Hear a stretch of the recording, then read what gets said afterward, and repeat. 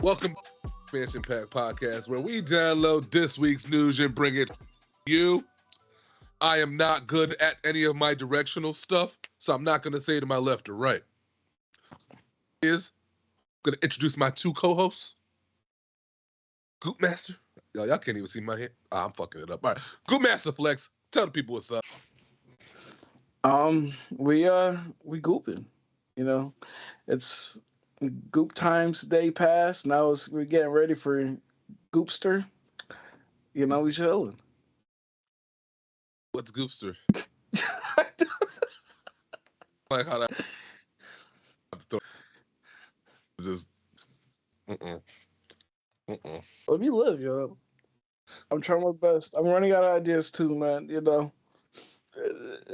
going through the great Goopression. Oh God. That's I was like, what the? Black guys, tell them what's good. What's going on, people? We staying frosty out here, since I'm not hosting necessarily, I finally get to do one of these. So, instead of May 25th and instead of gooping, we just staying frosty, ladies and gentlemen. So Mans came out here with his nice little PR already made slogan. Okay, I see how you're doing. All right. You better be careful because he's gonna catch you slipping. That was a good. That was good. I like that. That was a good one. That was a good one. All right. Well, gentlemen, as always, forgot to say, I'm May 25th. You know what I'm saying? And we're switching it up a little bit this week in terms of hosting and yada yada yada. But every week we also always do what we like to call the buffer. All right. So for this week's buffer, we're still going to keep on with the theming of the versus thing, but we're going to switch it up a little bit. We've been doing the 3v3. What was it? No, did I say that right? No. The triple threats last couple weeks. This week, we're going to just keep it straight 1v1, y'all. All right? We're going to go with some villains this time around. Voldemort versus Darth Vader. What say y'all? Now, I gotta keep it a stack with you, gentlemen, man. This is probably one of the most difficult ones that we've come up with thus far. Like, I really gotta talk my way through finding this answer. I don't know off rip who I would say is the winner here. They are very similar to me in a lot of ways. They both have certain advantages, certain disadvantages. I don't know. This is tough. Like, your boy Voldemort has a spell that kills you on the spot. You're just done. But then the Force is the Force. You know what I'm saying? Like, my man, God damn it. Vader's a bad dude, yo. He is, you know, but like, I feel like almost with either thing that both of them do, there's a counter on each side. You know, like, so I'm like, damn, it's really, really a tough say. Voldemort can create shields. Voldemort can cast spells and, call lightning to fight for him and shit. This man can pretty much manipulate the ebb and flow of things in terms of Vader. So it's like, I don't know. I think Vader got the lightning thing too, like what Palpatine did. I think he got that. Oh, yeah. So there's that too. Little mini Chidori shit. Yeah, I don't know. What do y'all think? Because this is a tough one for me. I don't know, man. Like, I think personally, Vader is him. I don't know much about Voldemort. I'm not a Harry Potter guy. I never read any of the books or seen any of the movies. But I think I've seen plenty of Darth Vader to, like, kind of have my answer, not kind of, but more of just like, I'm fully convinced that Darth Vader can wipe out a whole galaxy if he wanted to, but, of course, plot armor had the best of him, but we'll just say Darth Vader definitely, like, him with the Force, my boy, bringing down, like, aircrafts and stuff like that, just like, I remember I saw like a reel on TikTok or whatever, and they're trying to compare 11 to Darth Vader. And I'm like, 11 struggled bringing down a helicopter. We're talking about Darth Vader bringing down a whole ship with one hand, just like, slowly walking, just, Okay, but let's also be fair. Like 11 is literally I a know. child. A, B, like if you let her get training up until the point of where Darth Vader becomes Darth Vader, she probably is doing all those things without even thinking about it. No. Past the fact this man said he would destroy a whole galaxy. Vader's he's badass, but he's not gonna destroy a whole galaxy without the aid of some kind of super weapon or some shit. Like Vader with his destroy galaxy. Bro, I don't know about that one. I don't know about that. I mean, I assumed he meant it more like going from planet to planet and just like, killing everyone. I didn't necessarily think of it as like using the Death Star to like blow things up per se, but I don't know. Because the Force has a proximity thing, no? Like you can only use it so far from how they kind of like show it in the movies. The Force is whatever you want it to be, really. But I've never seen anybody be able to stretch it like beyond a planet or something like that. Like that. Well, like I'm not. I like what Denzel said. I don't mean it like in a sense of like he's just gonna sit on this like throne and just be like, okay, let me just. Yeah, you know what I'm saying? Like, more like in a conquering sense, like go from like planet my to boy. planet If my boy wanted to, he said, "All right, let me go to Earth real quick." And my boy gonna fly ship, go to Earth, and just start causing mayhem. Nobody gonna stop him. See, I feel the same way about Voldemort.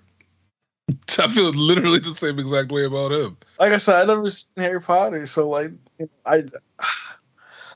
this character in a random planet somewhere, and he still has the same ideals and the same skill set and shit. Ain't nobody stopping him neither. But like, Voldemort got defeated by a child, like Darth Vader didn't. You're right. But did Vader get beat? Vader didn't get beat. Vader, he grew a heart and he decided. Okay, Vader had to go get a suit. He got hit with the talk no jutsu. You know what I'm saying? Like Luke hit him with the Naruto speech. Like we must defeat the Force. Oh, not the Force, the dark side. I mean, that's basically what happened. Is Vader like gave himself up, right? Like he killed himself in a sense, protecting his son. So I don't know. It's a little different. It's a little different. It's definitely Vader's own humanity got the best of him, I guess. Like him turning good is what killed him. Not necessarily that he was like fighting. So I don't know. It's what I mean. Like it's different. He didn't necessarily get defeated by a child. He died doing the right thing. You know what I'm saying? Like he had a good sacrifice. I don't know. Don't get me wrong. It's tough, man. Voldemort is definitely a strong dude, but I always kind of felt a little bit like Voldemort was inspired by Darth Vader too. So yeah, I could see that. Man, Voldemort gonna try to do his abracadabra shit, and then like fucking Darth Vader about to just. Andy, put it this way, right? Imagine. I hope people don't kill me in the comments for this or whatever, but imagine Voldemort kind of like a wizard version of Orochimaru. Interesting. Kind of like that. But it's Darth Vader though. Like Darth Vader is freaking Madara, bro. Like he's coming in with his balls hanging down, smacking everybody. You know what I'm saying? But Orochimaru, you can't kill Orochimaru. Hi, bro. That means bro. Like I said, Darth Vader's like Madara, bro. Like the only way they killed him is by plot armor. You know what I'm saying? Like how they kill Madara with a cheap sneak attack. That's how it was with Darth Vader. They kill him with like. Because I'm convinced. I don't care what nobody says. If they ever decide to recreate more sequels to the Harry Potter universe or whatever, like directly to the other movies, I don't care what nobody says. Voldemort gonna come back. He don't die neither, bro. He always figure out some kind of weird way to have his essence left in something, and it's the same shit that Orochimaru does, bro. Orochimaru, he'd be dead off for a whole 10 years and somehow be trapped in a scroll somewhere, and his whole body will just pop back up, and he's like, "Oh, you guys have found me." Man, but it's funny because like you mentioned a sequel. I actually did like read something where it was like I guess apparently they're like trying to do another film or something like that with the original cast. So they ain't getting that dude Daniel Radcliffe to come back. He don't want no part of that. Hey, like it's all rumors, right? Yeah, it's Alleged. definitely rumors. I mean, money talks, but at the same time, I just think a lot of the cast, like all that controversy with the original writer, I think a lot of them wouldn't come back. Just a lot of them would not come back. I would be shocked if they pull that off. Because Daniel Radcliffe, I believe, has been on record saying he didn't want to revisit that, and I could see him not even want to do it just because like he doesn't want to dip his toe back into that, because I know that was a big part for him too, was to like find roles that were like very different from Harry Potter. Yeah, for so long, it is so it was just like heavily influenced his career afterwards. Like you look at all the things he's done, it's been weird ass movies, like weird different movies, and they've been great too. But yeah, I don't know. I think if you hear some of them talk, and then you look at all the other things that are going on around Harry Potter as a brand, I think a lot of them would probably stay away. So I would be shocked if they could pull that off. Yeah. But who knows?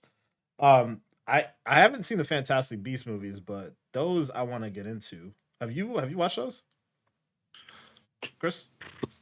started the first one because I downloaded them recently. Actually, started the first one. I didn't get all the way through because I fell asleep. So I'm gonna go back to them, but I didn't fall asleep because I wasn't liking the movie. I fell asleep because I was just tired. So definitely gonna go back to them and see what's going on because it's good shit. Definitely good shit. If you like the other Harry Potter stuff, then this will be right up the same alley. Yeah, I gotta. It has more of like a, how do I put it? Like more of a Sherlock Holmesy kind of vibe to it, if that makes any sense. But other than that, it's good. It's good stuff. That's pretty cool though. All right, I think this might be one of the first. I mean, Manny was pretty definitive in him saying Darth Vader, but I think I don't know. I'm still not entirely sure which. One it depends on who's having a good day, bro. Like that. Yeah. Who's having a good? I don't know. They're basically the same person, like in a weird way, like relative to what each universe is. Like they're basically the same person. So, curious. Yeah, I don't know. I say we keep that as an ongoing discussion. I know a lot of the people watching are Star Wars and Harry Potter fans. So for those y'all watching and listening, hit us up down in the comments. Let us know what y'all think. Is it Darth Vader? We got to get a death match for that. Yeah. Oh. Or 11, we throw 11 in. No, it's 11. Let her grow up, bro. Come on, bro. Jesus Christ, bro. You let Elle grow up. I think it's a problem. I don't know. I'm still rocking with Darth Vader, but only time will tell. Right, we're getting the last season of Stranger Things eventually. I'm curious to see what you're actually seeing a little bit of what Voldemort can do. I'd really be curious. He's pretty fucking scary. Smoke. He just be coming out of the smoke in the shadows and just. Yeah. He ain't got no nose. Come on, bro. I would like I said, I would have to eventually, dabble into this franchise and see what's up. I always thought it was interesting that Harry Potter is essentially like a kids movie, right? Or at least considered like a kids movie, but. When you look at like what they call the Dementors and Voldemort and stuff like that shit's kind of scary looking. Yeah, like it's pretty dark sometimes. Yeah, that movie gets very dark often, actually. Yeah. So it was always funny to me that like this is made for kids, but like this it's pretty fucking scary.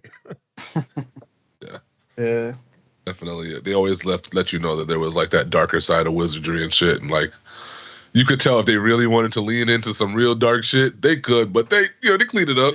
Yeah. You know what I'm saying? Well, honestly, that's what I always thought would happen with the Fantastic Beasts stuff. Like after the fact, like they'd make it a little bit more mature, but they seem to kind of tame, keep it a bit more tame than I was expecting. Yeah, still looks good. So, but yeah, this is I guess another conversation we'll keep a line of communication open on because it's definitely pretty interesting, but. The main reason why we really brought those two into the mix is because we want to talk a little bit about Harry Potter today. We're going to talk a little bit about the Hogwarts Legacy game. It's been out for a few weeks now. I've been playing it. Manny mentioned he's not really a big Harry Potter guy, so he didn't really dabble in it yet. But Chris, we finally got Chris is up. I'm up to date on a new game. I'm super excited about this. He was holding out. He didn't tell us until like 15 minutes ago, guys. So this is news to me. My man's been playing some Hogwarts. Now, I'm going to start off by saying I've actually been enjoying the game quite a bit. There was like a little moment in the early parts of the game where I was like, I don't know how you can sustain this combat system, because it felt like it was kind of limited.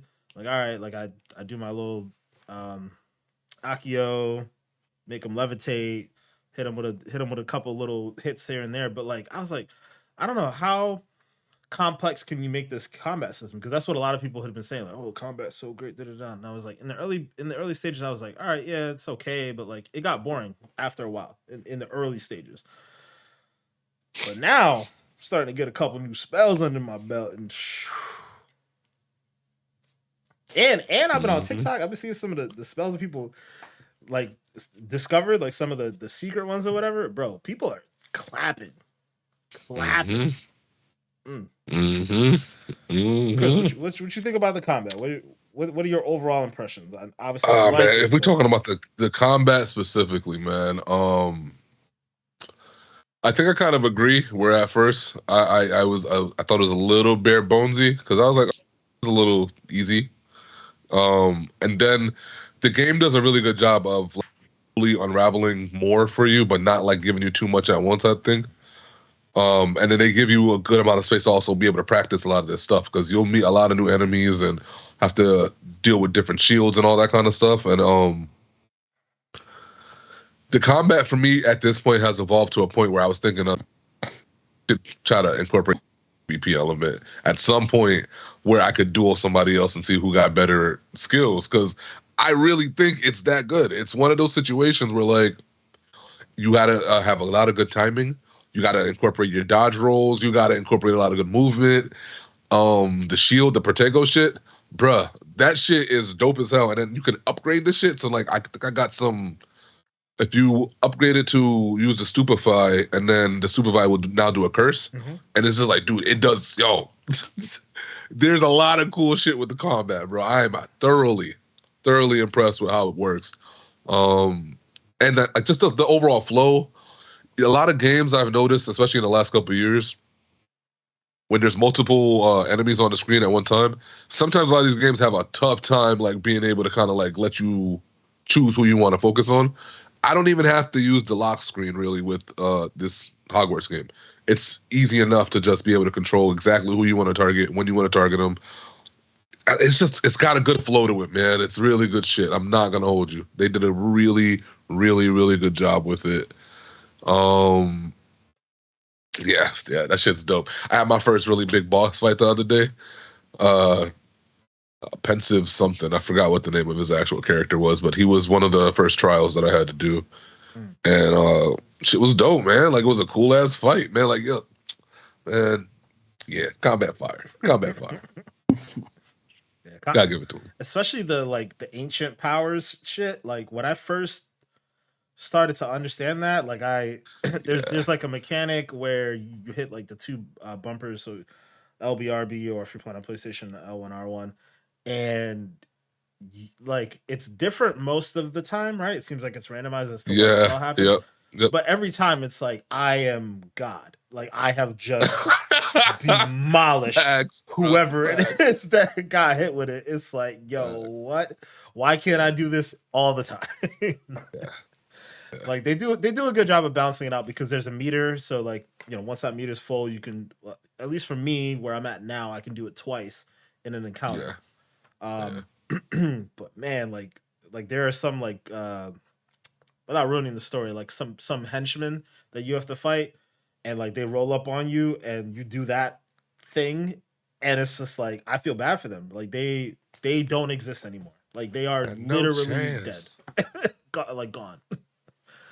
It's so fun. It's very powerful. Very powerful.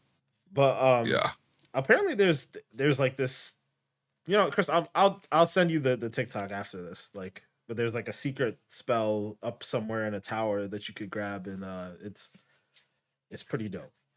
Yeah, like, it's not in the list of spells that you can like acquire on the I the other guess screen? not. I'm not entirely sure. sure. Oh shit. I didn't know they had stuff like that in there. Okay. I'm not entirely sure though. Don't take my word for it. But like Yeah. I saw like a little thing about how you get to it or whatever, and it was like, oh, this is like a pretty cool little Easter egg, secret, whatever.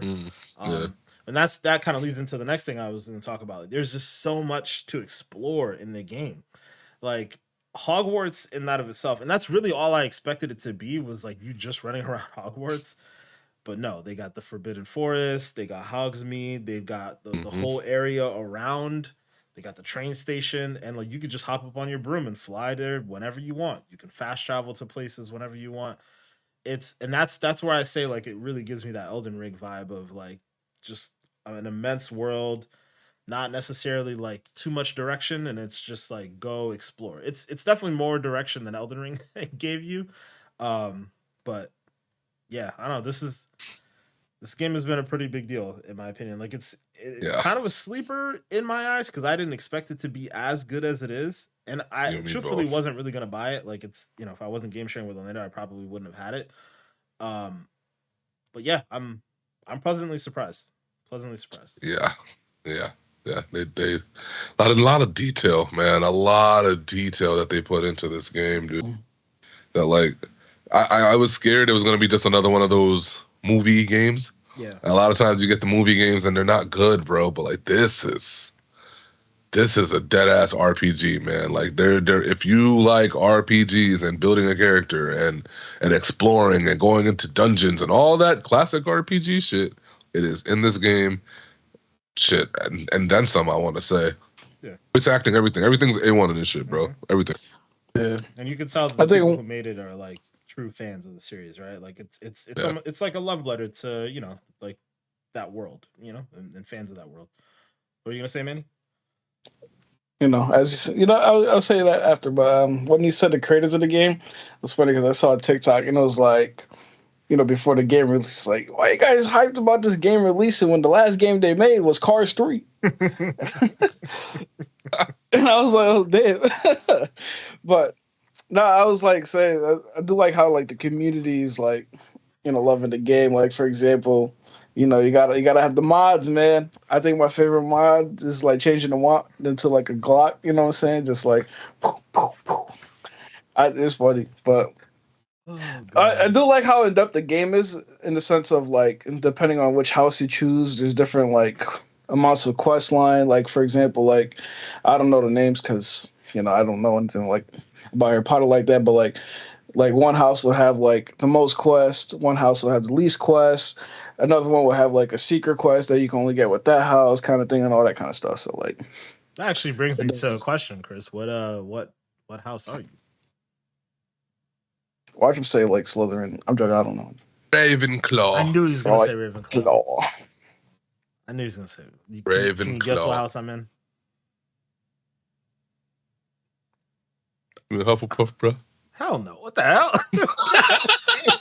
It's funny. I think that was the one with the secret quest line. I believe it. Because most people won't pick it because of the name.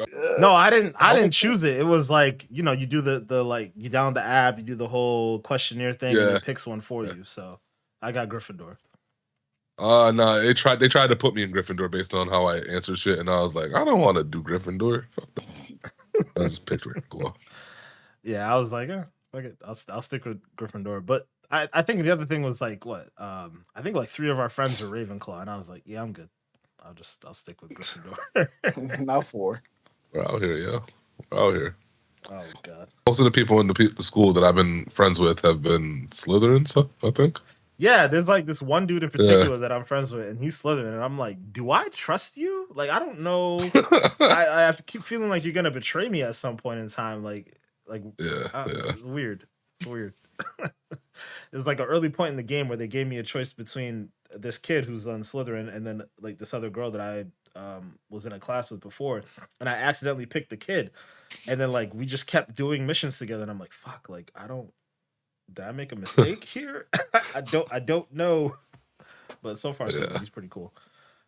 I forget his name, but yeah. Can we also just real quickly too? I just wanted to say this. I want to give them a shout out for making this game on Unreal Engine 4 and having it looking as nice as it looks, because I didn't think it was Unreal Engine 4 when I first synced it.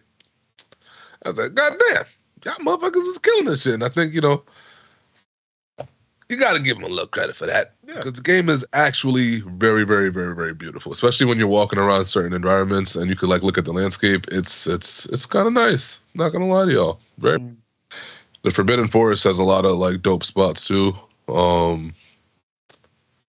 Yeah, it's good stuff, bro. Little Unreal Engine 4 still pumping out some good looking games. Yeah, for sure. I mean, shit, Callisto, right? Callisto was Unreal Engine 4 as well, so you know they're doing their thing.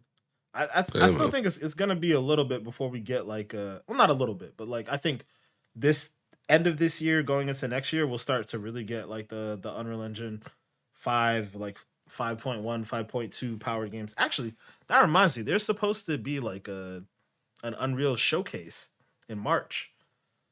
Oh shit, word. I think they call it the State of Unreal. I think it's supposed to happen around the same time as the Game Developers Conference. So just a little side note there. We'll probably be covering that once that drops. But yeah, you know, like more of the newer Unreal Engine stuff we'll probably be getting a little bit down the road. Because like it only really became available to the public last year, right? So you know, I believe so. Yeah. Yeah. So it takes a little while for developers to really get the most out of that engine. So good to see. Still good looking game. Still good. The physics in the game I like a lot. Especially around like Reparo in particular, like that spell where you like you can fix a bridge or like fix whatever thing from before, like the particle effects and all, like the physics around it. Like it just looks cool to me, and that's definitely like one of those Unreal Engine like notes. Like it's one of those things that the engine's always gotten done really well, is like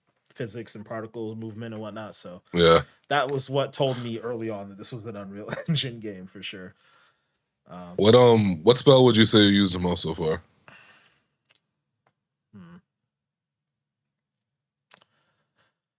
Recently I've been having to fuck around with these stupid spiders a lot, so oh, the fire spell. Yeah, but like I upgraded it to the point where it creates like a little area of effect around me when I pop it. Yeah, I got the same thing. Yep. Yeah, so I feel like I've been using that one a lot. I forget what it's called. It's not Diffuso, but it's like it's Incendio. Confrigo?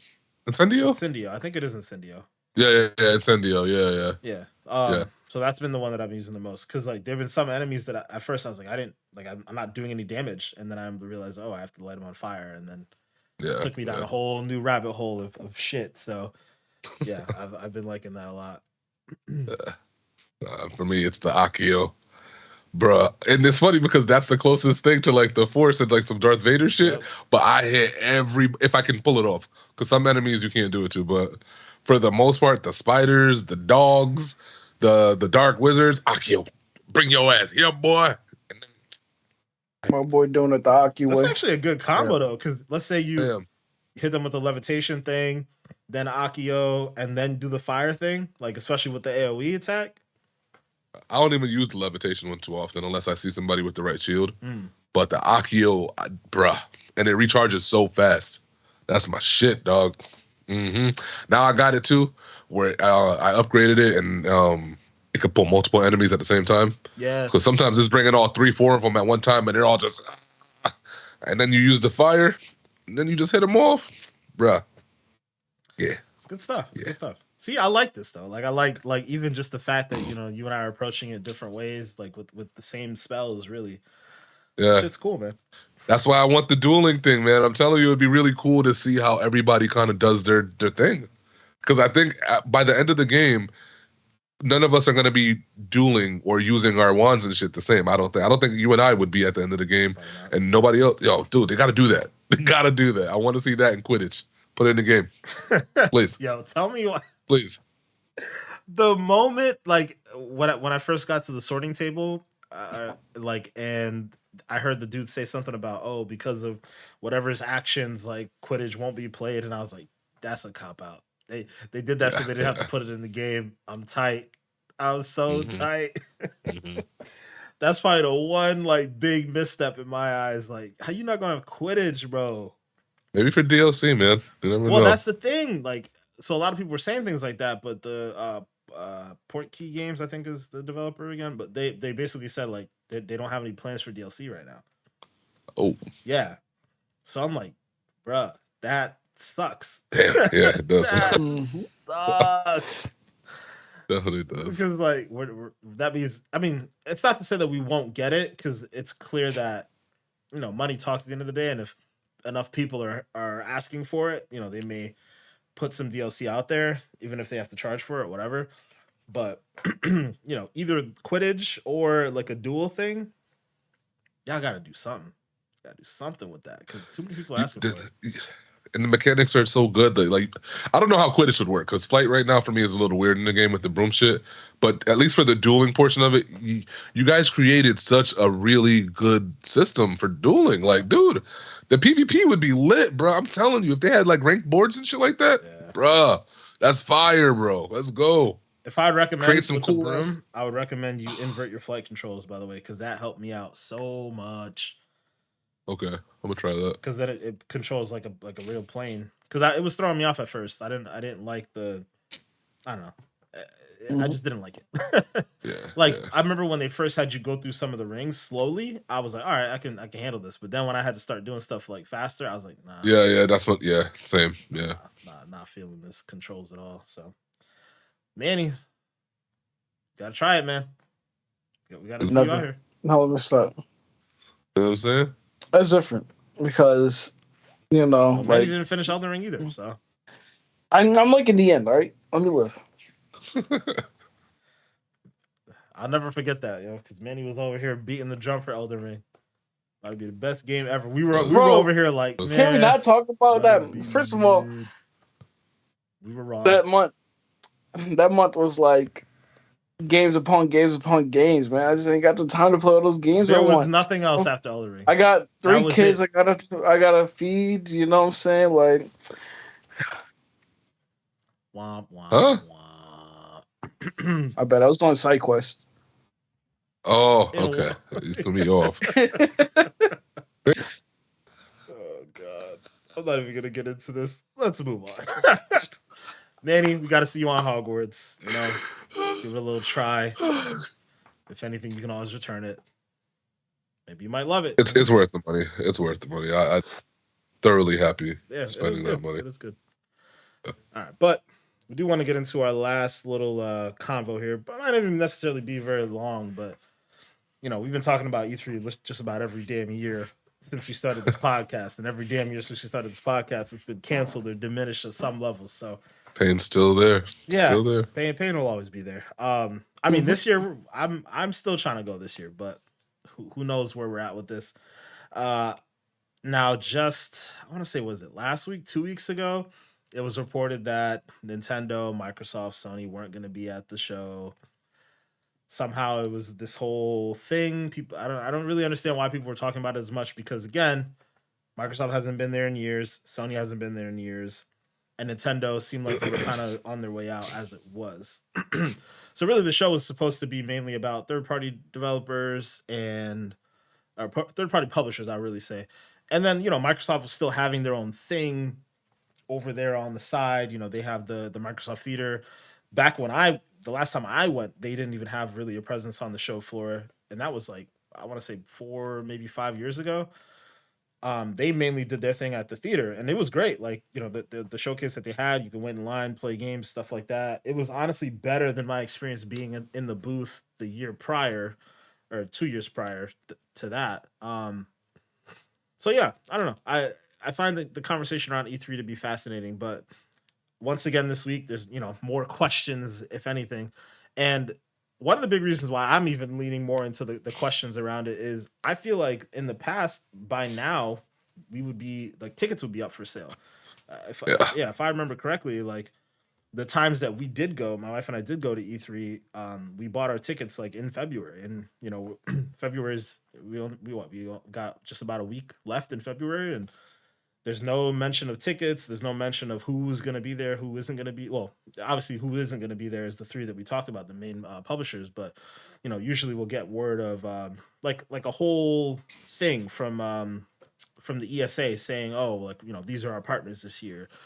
And Ubisoft has said that they plan to show up, if there is one. But the president of Ubisoft, or the CEO of Ubisoft, has said, he doesn't know if there's still going to be a show or not. And that's kind of troubling, weird, for somebody who's usually has a presence at the showcase, and you know what, it's usually in June. That's a few months away. You would think that there would be more concrete understanding from somebody who's supposed to be participating in the show in whether or not they're having a showcase. So I'm still leaning to the idea that there's going to be something.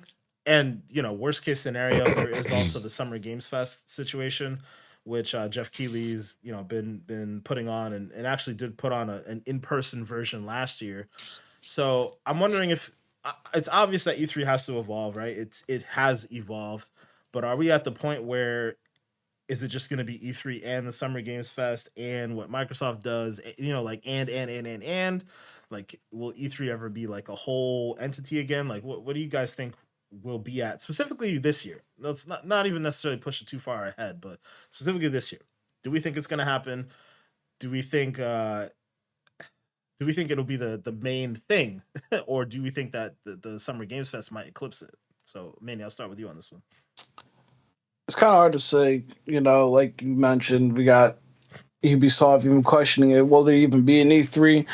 And I don't know. It's like, even if Ubisoft is at E3, I feel like, what they have to show, they probably would show like the progress on the Splinter Cell game and stuff like that. But like lately, Ubisoft been a mess himself. They have plenty of cancellation of games and all that kind of stuff.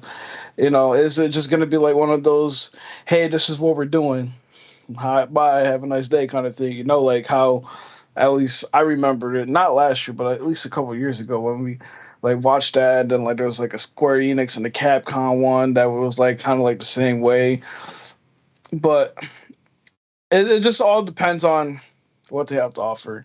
And I feel like maybe if they like kind of show, E3, or you said the ESA, like, what they have to offer. If there's nothing really to show, then there's a really point of having a showcase or an event, because then it's like, it's really pointless. So I'll say, it all depends on if there is anything to show.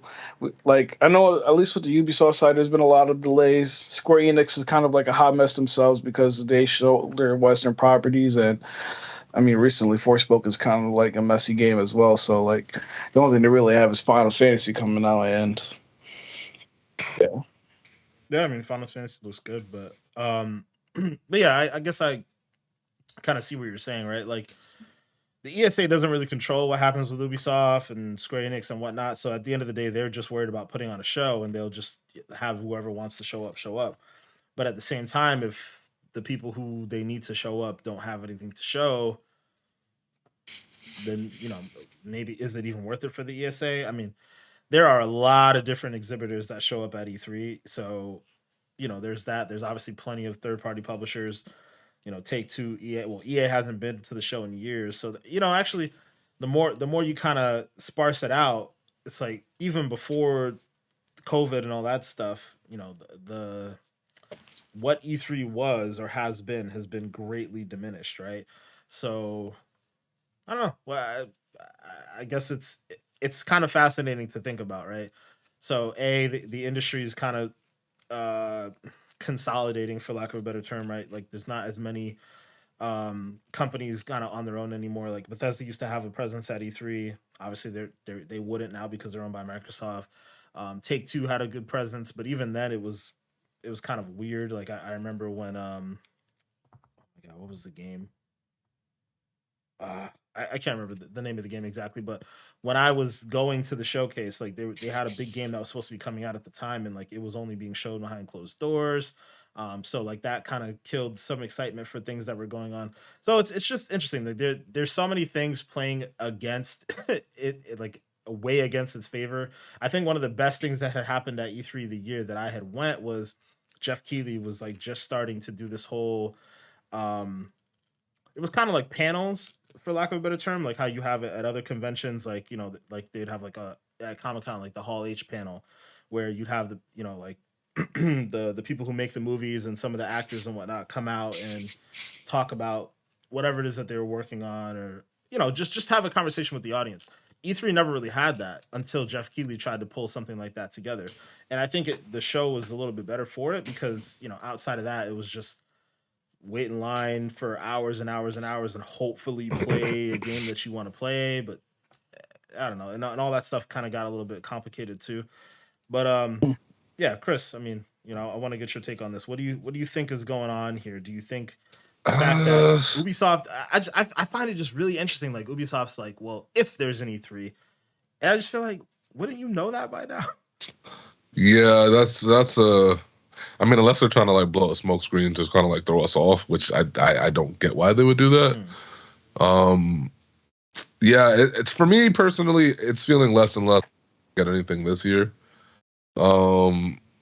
Just based on what you said, it's really starting to get to the point where it's diminishing for a lot of people. You know what I'm saying? Like I think a lot of us back in the day, we were so used to the whole presentation being this big, huge, giant event with all of these different vendors and different people who were coming to show what they got, and it's almost like a lot of those folks decided to branch off. It's funny. It reminds me of Netflix. Remember when Netflix first came out and they had all the licensing and they had every single show.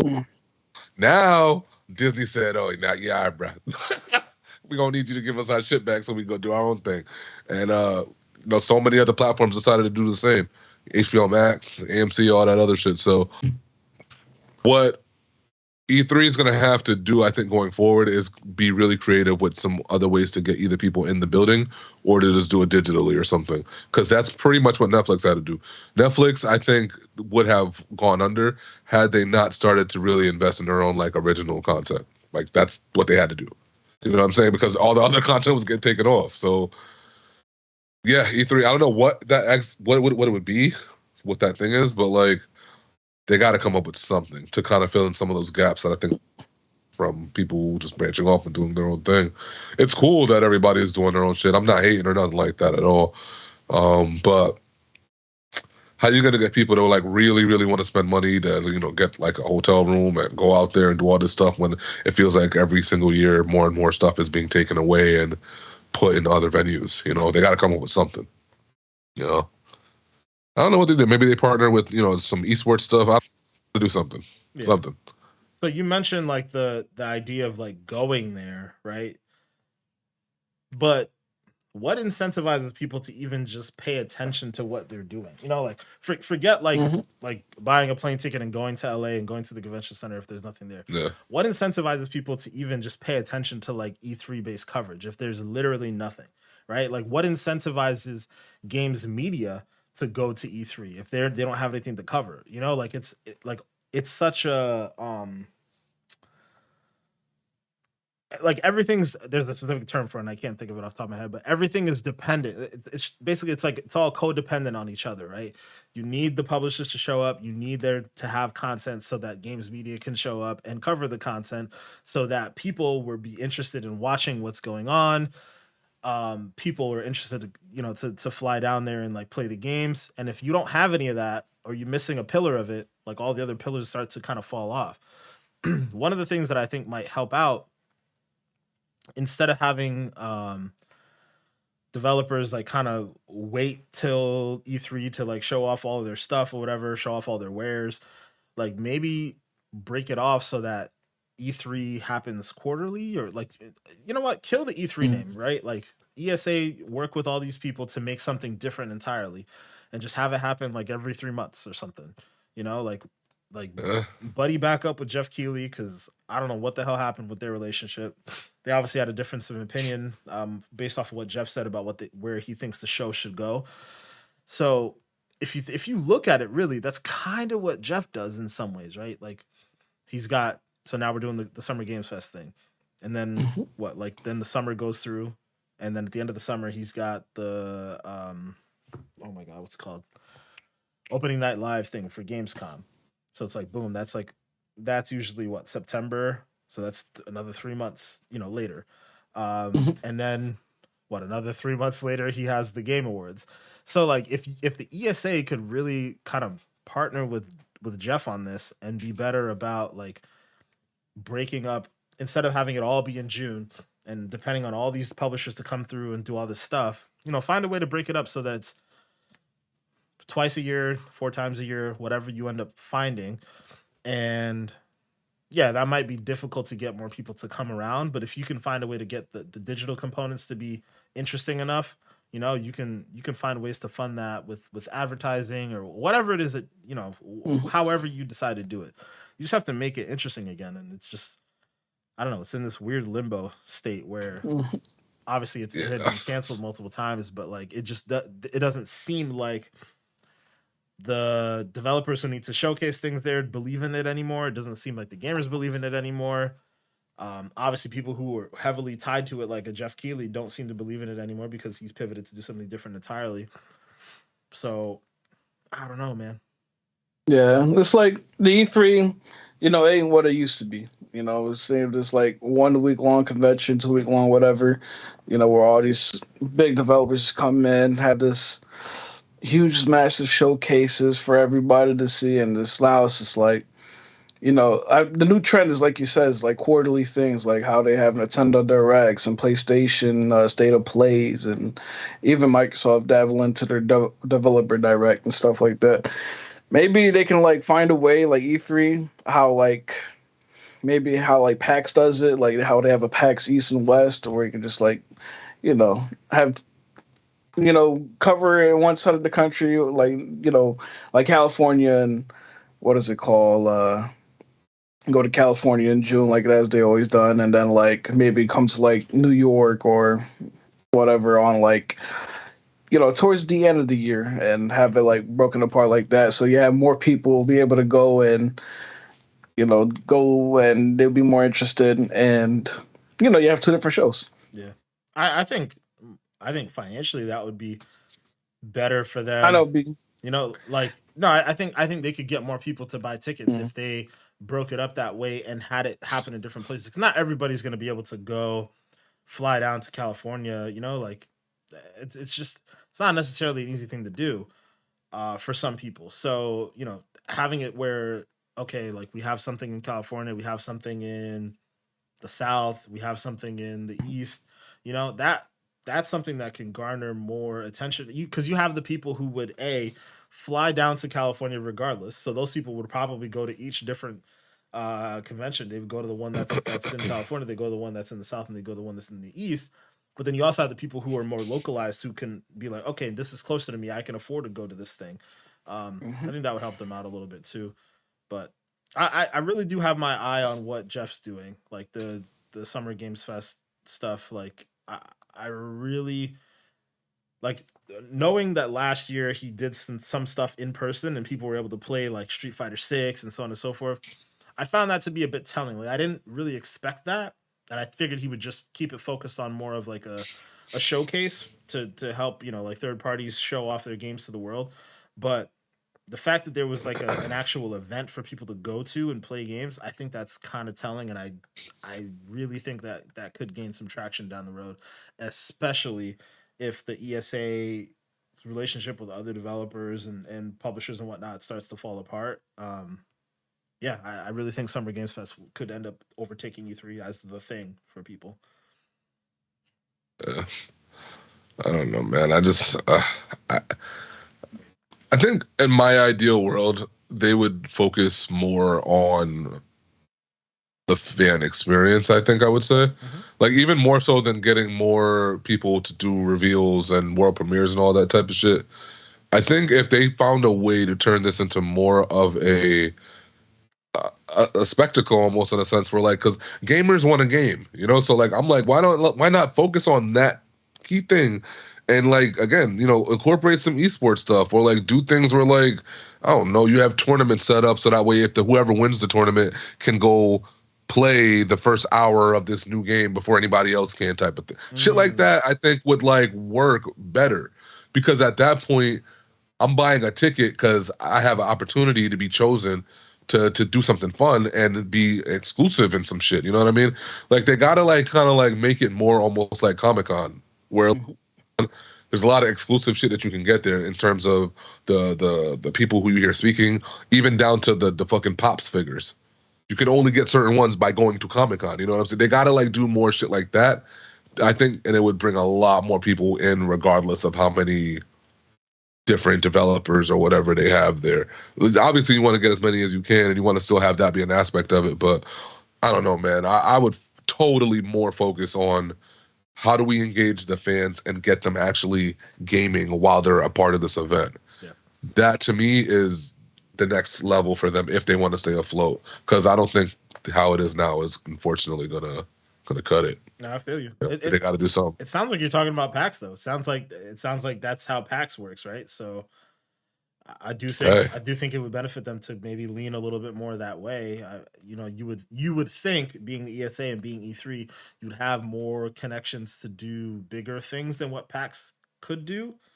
But I guess I don't really know where they're at now. Actually, that does remind me. PAX East. When is that? We should probably think about. I thought they're usually in April. Yeah, April. Yeah. I think we need to look into that. For that for sure. Yeah, because at this rate, the E3 thing probably ain't going down. And it's more local, probably be more affordable. You know, it's just like a nice little weekend. Yeah, that's true. But yeah, I mean, I guess we'll keep an eye out on what E3's gonna have. I mean, one way or another, we're gonna have some good announcements in the summer. It probably won't be under that umbrella, right? It won't be under that umbrella at all because we know Summer Games Fest is gonna come with some good stuff. We know Microsoft's already talking about having their showcase in the summer. There's rumblings that PlayStation may have something in the spring, actually. So, like, the announcements will continue. It just won't be under that umbrella, like you said. So, keep our ears peeled. We'll talk to you guys more about it when it happens. But other than that, I think this might be a good place for us to leave it for now. So, again, thanks for watching and listening, guys. We'll check you guys out next week. Have a good one. Bye.